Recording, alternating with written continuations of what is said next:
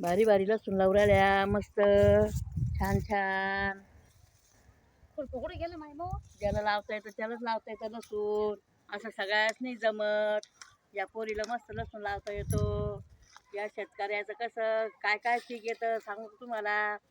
हे बा लसूण येतो, अद्रक येते, मक्का येते, पुन्हा ऊस येतो, पुन्हा गहू येतो. एवढा माल भारी भारी येतो शेतकऱ्याचा. आता हे बघा, आता कशा लसूण लावून राहिल्या बाया, किती छान लसूण लावून राहिल्या, किती चांगलं वाटतं. आता हे लसूण ना, हे संभाजीनगरला लसूण येणार आहे यो. मग सगळेजण घ्या बरं का. सगळ्या दिन मी सगळ्या लसूण देईन तुम्हाला.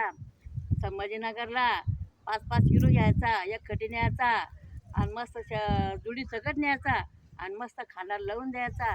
एक एक कांदी वडत्या मग बाया आणि मग फोडणीला टाकत्या. एवढा भारी वास येतो. अद्रक गावराने, लसूण गावराने आमच्याकडं. एवढं भारी भारी माल आहे बरं का मंडळी.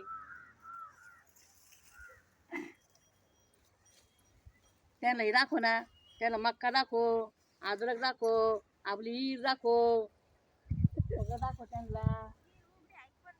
हे गणथोडे दाखव, या बायांचे गणथोड्याचे ते गणथोडी घेऊन चालला एक माणूस.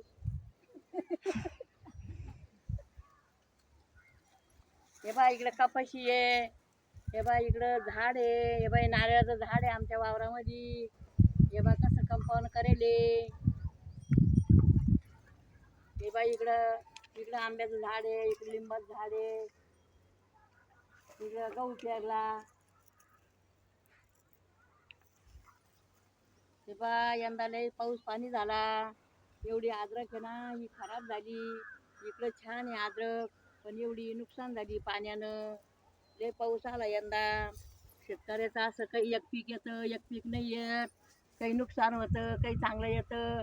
पण शेतकऱ्याची बायको कधीच हात मारणार नाही. जसं होईन तसं होईन, एकदम काहीच वाटणार नाही. पण काही काही लोक लगे हायपर घेत्या, काही लोक लगे फाशी घेत्या. तसं केलं नाही पाहिजेत, पणच नाही केलं पाहिजेत. माझ्याकडे लक्ष द्या बोलाकडं. असं कधीच आत्महत्या करून केली नाही पाहिजे शेतकऱ्यानं. शेतकऱ्याची बायको एकदम गंभीर पाहिजेत, शेतकरी पण गंभीर पाहिजेत. काही जे होईन ते होईन,